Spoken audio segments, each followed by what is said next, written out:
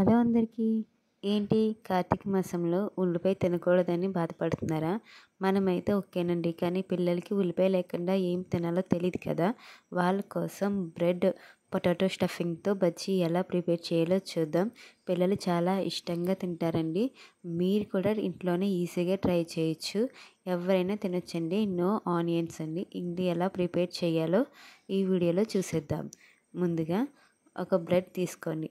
ఆ బ్రెడ్ని స్లైసెస్ కింద తీసుకొని పక్కన పెట్టుకోండి. మనం ఎన్ని అయితే బజ్జీలు వేసుకుంటామో అన్ని స్లైసెస్ పక్కన పెట్టండి. ఇప్పుడు స్టఫింగ్ కోసం ఒక బౌల్ తీసుకొని అందులో ఉడకబెట్టిన 4 బంగాళదుంప పీసెస్ని వేసుకోండి. ఇప్పుడు అందులోనే 2 నుంచి 3 కట్ చేసుకున్న పచ్చిమిర్చిని వేసి బాగా మ్యాష్ చేయండి.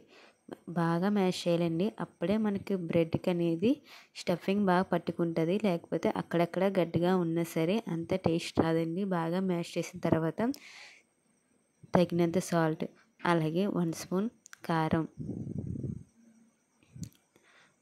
అలాగే 1 స్పూన్ అల్లం వెల్లుల్లి పేస్ట్, అలాగే 1 స్పూన్ పసుపు, గరం మసాలా కూడా వేసుకొని బాగా కలుపుకోండి. ఈ మసాలాలన్నీ కూడా పొటాటోకి పట్టేలాగా బాగా కలుపుకోండి. అప్పుడే స్టఫింగ్ చాలా టేస్టీగా ఉంటుంది.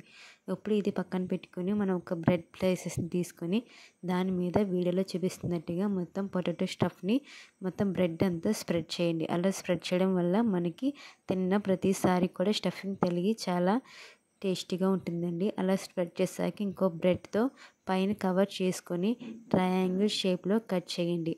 అలా స్లోగా ట్రయాంగిల్ షేప్లో కట్ చేసుకుంటే మనకి వీడియోలో చూపిస్తున్నట్టుగా మధ్యలో స్టఫింగ్తో అలా నీట్గా వస్తుందండి. అలా మిగతా బ్రెడ్లు కూడా అలాగే చేసుకొని పక్కన పెట్టుకోండి.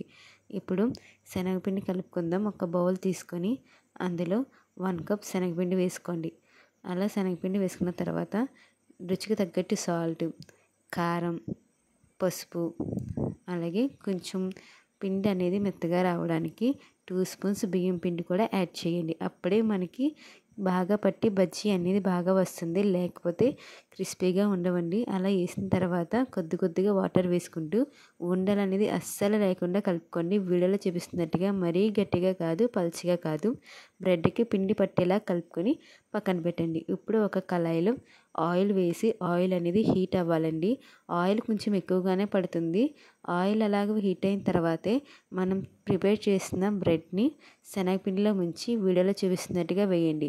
ఆయిల్ హీట్ అయితేనే మనకి బాగా టేస్ట్ వస్తాయండి. లేకపోతే అస్సలు రావు. ఇలా లో ఫ్లేమ్లోనే పెట్టి 10 మినిట్స్ ఒకవైపు ఉడకనివ్వండి. అలా 10 మినిట్స్ తర్వాత ఇంకో వైపు టర్న్ చేయండి. అటు కూడా 10 నిమిషాల పాటు ఉడికించిన తర్వాత ఒక ప్లేట్లోకి తీసుకుని పక్కన పెట్టండి. అలాగే మిగతా బ్రెడ్లను కూడా తీసుకొని అలాగే చేసి డీప్ ఫ్రై చేసి ఒక ప్లేట్లోకి సర్వ్ చేయండి. కావాలంటే మీరు డిష్ మీదైనా వేయచ్చు, లేకపోతే డైరెక్ట్ ప్లేట్లో అయినా పెట్టేయచ్చండి. అంతేనండి, ఈజీగా అసలు ఆనియన్ అనేది యూజ్ చేయకుండా బ్రెడ్ పొటాటో స్టఫింగ్ బజ్జీ ఎలా ప్రిపేర్ చేయాలో చూశారు కదా. మీకు కనుక ఈ వీడియో నచ్చితే ఒక లైక్ చేయండి. మన ఛానల్ని సబ్స్క్రైబ్ చేసుకోండి.